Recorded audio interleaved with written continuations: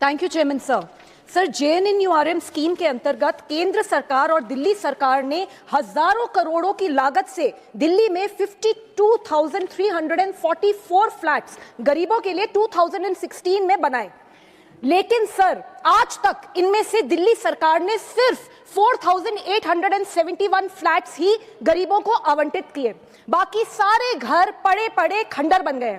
Sir, मैं खुद इन घरों को देखकर आई हूं। ये बहुत अच्छे खासे बड़े फ्लैट्स थे, लेकिन अब पूरी तरीके से बर्बाद हो चुके हैं। सर, तब की दिल्ली सरकार ने ये घर गरीबों को इसलिए हैंडओवर नहीं किए क्योंकि वो चाहते थे कि स्कीम में नाम में मुख्यमंत्री शब्द ऐड हो। सिर्फ इतने से क्रेडिट वॉर और वोट बैंक पॉलिटिक्स के चलते करोड़ों का नुकसान हुआ और गरीब गरीब ही रह गया। Sir, I want to ask the Honorable Minister whether the government is planning to register an FIR against the then Delhi government for blatant wastage of government funds. Also, अब उनके कोई plans है इन फ्लैट्स को ठीक करके गरीबों में आवंटित करने के लिए? कब तक सर ये फ्लैट्स, अच्छे खासे फ्लैट्स ऐसे ही पड़े रह जाएंगे? Thank you sir. Honourable minister. सभापति महोदय, ये बात ठीक कही हमारी सदस्य महोदया ने कि 2012 में इस स्कीम के अंतर्गत JNNURM के मकान बनाए गए थे। इसमें प्रदेश सरकार का भी अपना रोल था, केंद्र सरकार का भी उस समय का रोल था।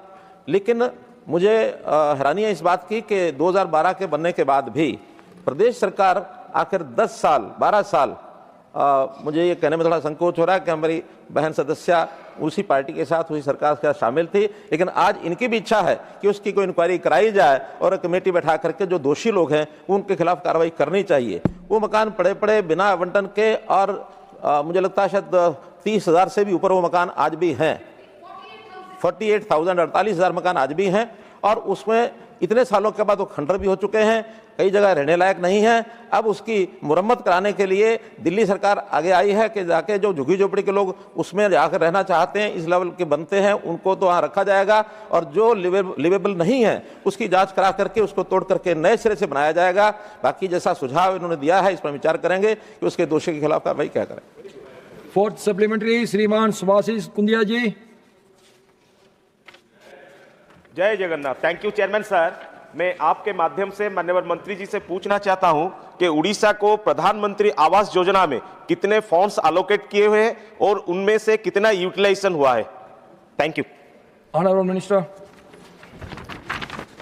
अध्यक्ष महोदय,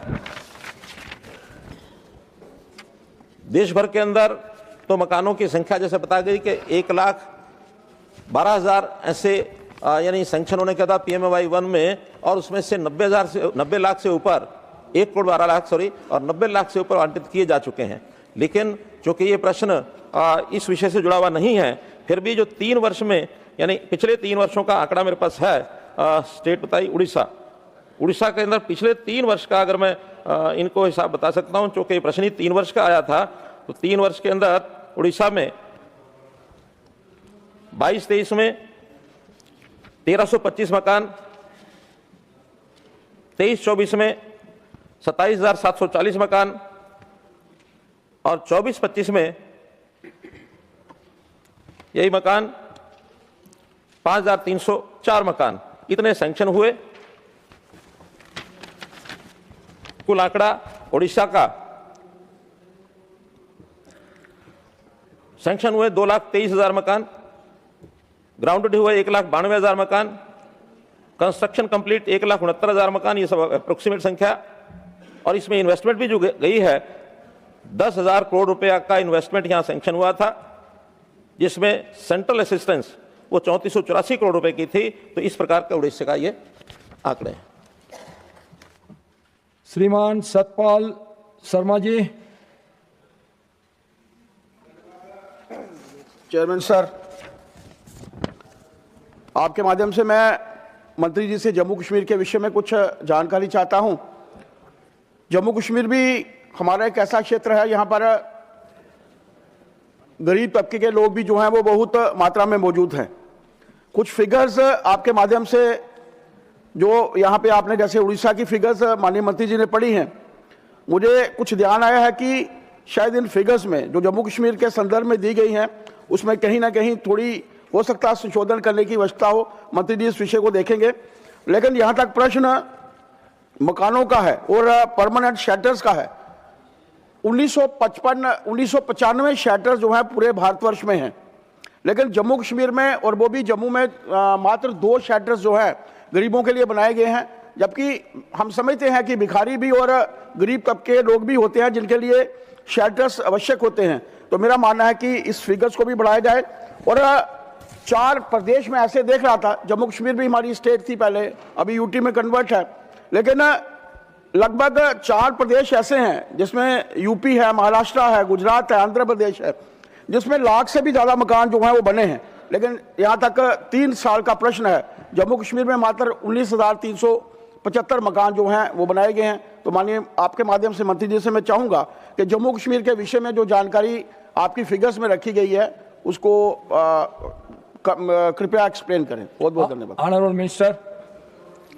सभापति महोदय, जो फिगर्स हैं ये ऑथेंटिकेटेड फिगर्स हैं, और जहां तक मकान कम है या ज़्यादा है, डिमांड बेस्ड ये सब सैंक्शन होते हैं, उसी हिसाब से फंड जारी किए जाते हैं। जितनी जिस स्टेट से डिमांड आती है ऑनलाइन डिमांड ली जाती है, बाद में उसका सर्वे कराया जाता है, सैंक्शन होता है। इसलिए किस प्रदेश ने कितने लिए कितने नहीं है, PMAY-1 हमारा पहला जो प्रयोग था उसके अंदर बहुत से अंतर आए हैं। अभी PMAY-2 में एक मोटे रूप से हमने तय किया है कि प्रोरेटा जैसी आबादी है उसके हिसाब से उनको सैंक्शन करेंगे। जो प्रदेश की डिमांड नहीं होगी उसको दूसरे प्रदेशों में भी शिफ्ट कर सकते हैं। इसलिए ये योजना बहुत साइंटिफिक तरीके से हम कर रहे हैं। फिर भी एक जो विषय शेल्टर्स की बात कही गई है, ये शेल्टर्स PMAY का हिस्सा नहीं है, ये NULM का हिस्सा है। उसके नाते से अलग से प्रश्न ये करेंगे तो बताया जाएगा। फिर भी इनकी जानकारी कोई होगी तो ये इनको उपलब्ध करा दी जाएगी।